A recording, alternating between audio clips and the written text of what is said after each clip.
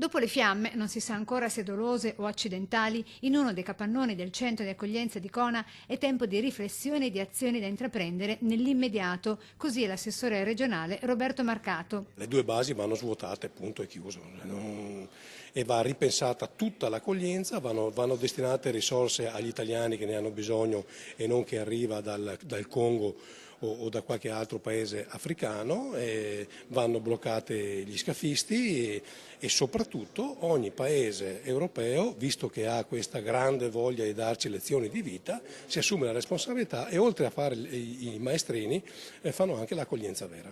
Nello specifico di Cona e del rogo delle scorse ore, diverse le ipotesi al vaglio degli inquirenti, tra le quali non si esclude nulla. Se infatti fossero andati distrutti e bruciati nelle fiamme i documenti di alcuni dei migranti, ecco che per ciascuno di loro i tempi di soggiorno nell'ex base militare di Conetta si sarebbero allungati, visto che si sarebbe dovuto procedere nuovamente, come dall'inizio, con tutte le misure di identificazione. Nel frattempo sono nettamente migliorate le condizioni di salute dei 6 migranti rimasti lievemente intossicati nel tentativo di sfidare le fiamme e il fumo per appunto salvare i documenti necessari per la loro permanenza qui.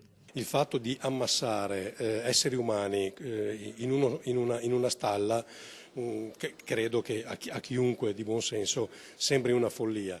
L'abbiamo detto in tutte le salse, in tutti i modi. Oggi finalmente con il decreto Salvini e con l'arrivo di Matteo Salvini al Ministero degli Interni le cose cambiano e cambiano soprattutto perché abbiamo bloccato gli sbarchi.